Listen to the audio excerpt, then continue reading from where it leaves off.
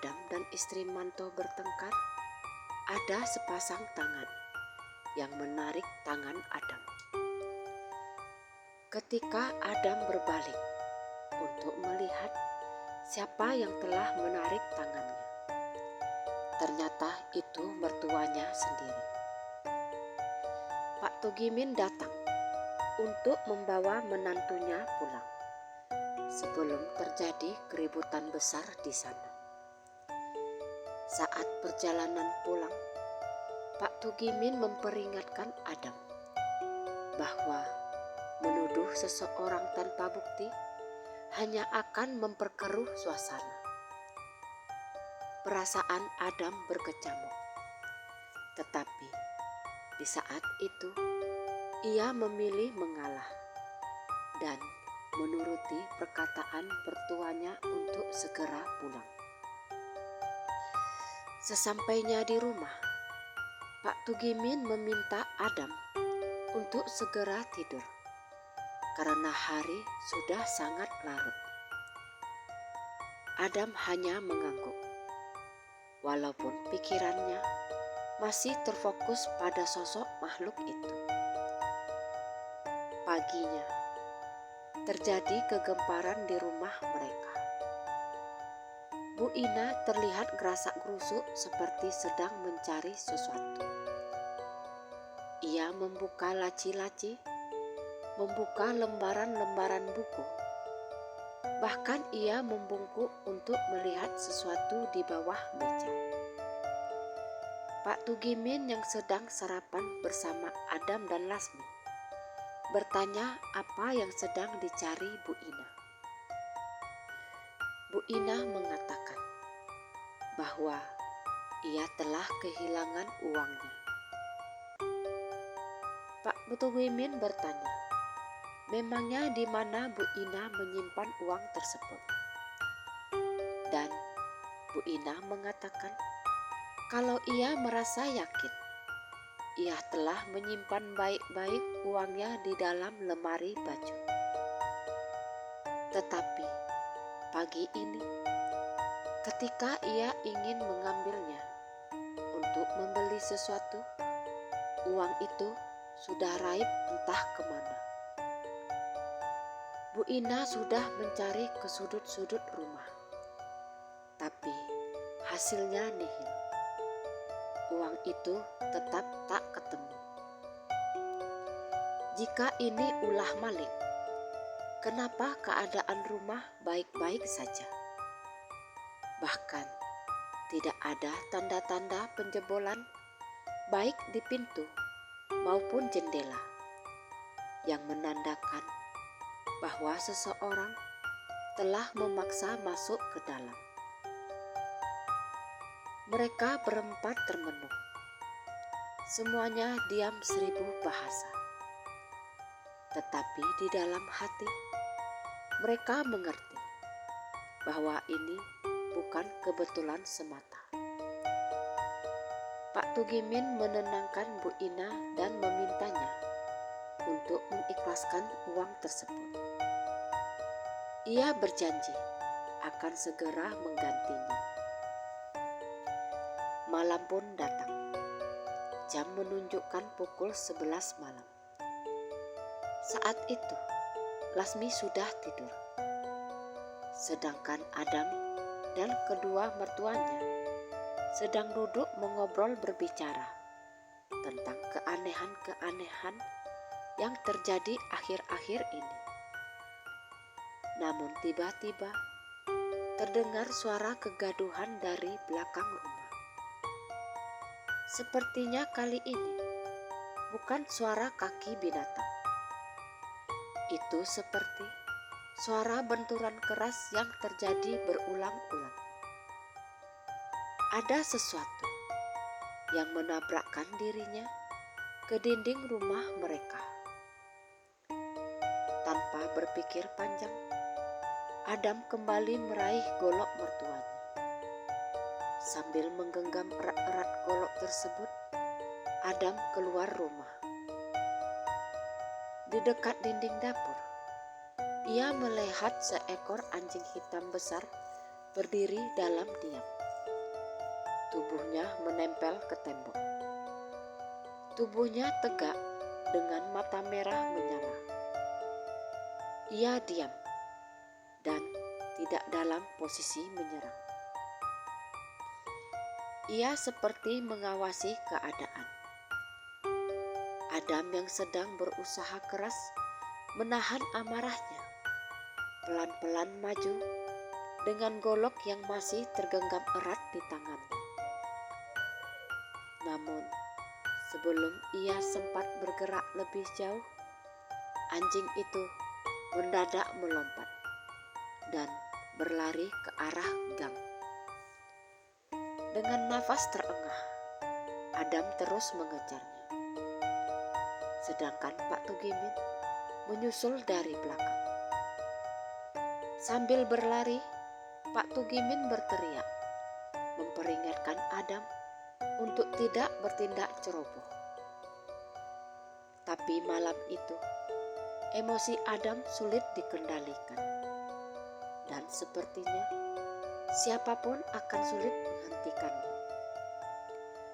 Di ujung gang yang sama, mereka kembali bertemu dengan istri Manto, yaitu Ratna.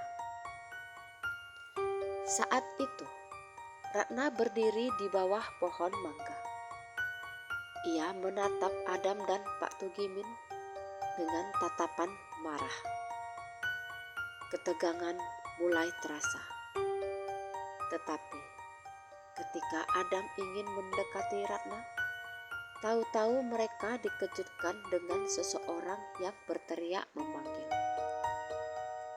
Itu suara Bu Ina.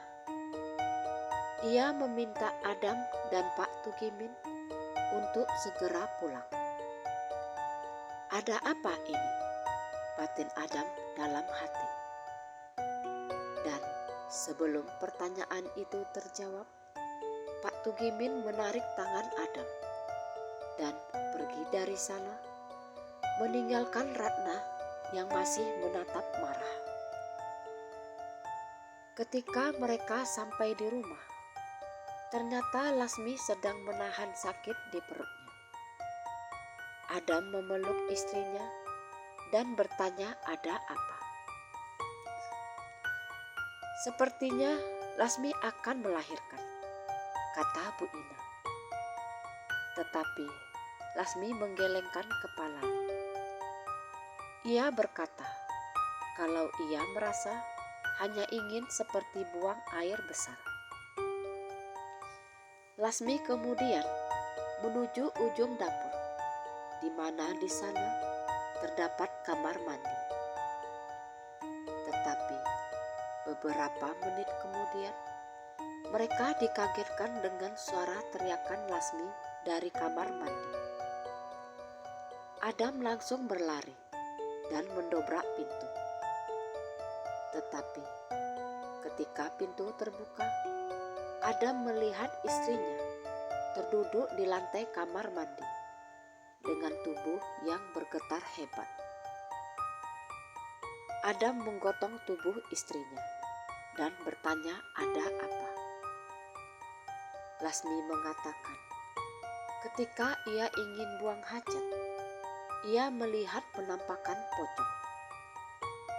Lasmi bisa melihatnya dengan sangat jelas. Ternyata teriakan Lasmi terdengar ke tetangga terdekat. Mereka mulai berdatangan satu persatu. Beberapa di antaranya membawa lampu petromak, obor dan golok sebagai senjata bila terjadi hal yang tak diinginkan. Adam menceritakan apa yang sudah terjadi. Para lelaki kampung segera bergegas menuju kebun belakang, menyusuri lorong sempit di belakang kamar mandi. Mereka menerobos semak belukar dan rumpun pisang. Ternyata benar, salah satu di antara warga ada yang berteriak melihat bayangan putih yang bergerak sangat cepat. Bayangan itu bergerak melintasi pepohonan pisang. Dan tak lama, bayangan itu pun menghilang begitu saja. Salah satu pemuda yang ikut menyisir daerah itu mengatakan kalau tubuh makhluk itu tidak berjalan di atas tanah. Beberapa orang mulai memanjatkan doa dalam hati. Terlihat raut cemas di wajah para warga, sambil tetap pada posisi siaga. Karena sosok itu menghilang, warga pun berkumpul di halaman rumah. Beberapa warga mulai berbisik-bisik.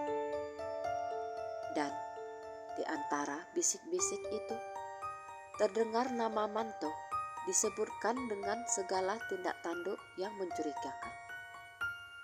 Sedangkan di dalam rumah, Lasmi mulai terlihat tenang setelah diberi minum air putih oleh Bu Ina. Tetapi sejak kejadian itu, Lasmi tidak berani lagi ke kamar mandi sendirian, bahkan di siang hari sekalipun. Ia juga tidak berani tidur tanpa menyalakan lampu. Padahal aslinya, Lasmi lebih suka tidur ketika lampu dimatikan. Sejak kejadian itu pula, Adam mengalami kesulitan tidur. Ia lebih banyak menghabiskan waktunya dengan berjaga-jaga di malam hari. Bahkan Pak Tugimin dan Budi sering ikut menemaninya. Mereka memastikan tidak ada sesuatu yang melintas masuk ke dalam rumah. Penampakan pocong yang dialami Lasmi membuat suasana kampung semakin mencekam. Malam berikutnya, ada suasana berbeda di Langgar, dekat balai dusun, di mana para lelaki di kampung itu berkumpul di bawah cahaya lampu remang-remang yang berasal dari lampu petroma. Wajah mereka kelihatan tegang karena diselimuti rasa takut. Tapi kali ini mereka bertekad ketakutan mereka kali ini harus diredam. Mereka paham betul kejadian-kejadian aneh di kampung mereka tidak bisa dibiarkan lagi. Mereka menyebut nama Manto dengan keyakinan penuh. Salah seorang warga bersaksi bahwa ia pernah melihat Manto membawa sebuah bungkusan kain hitam ke belakang rumah. Manto terlihat komat kamit, seakan-akan sedang merapalkan sesuatu. Warga lainnya bersaksi jika istrinya pernah mendengar istri Manto sedang merintih. Bukan karena sakit, tetapi seperti sedang mengikuti sesuatu. Ada juga warga yang melihat tamu-tamu yang datang ke rumah Manto di tengah malam terlihat bertingkah aneh. Entah apa yang sedang mereka lakukan. Setelah mendengar beberapa kesaksian, mereka semua sepakat rumah Manto harus diperiksa. Tapi Pak D. Abi mengingatkan bahwa mereka datang harus dengan niat damai. Tidak boleh ada tindakan anarkis di sana.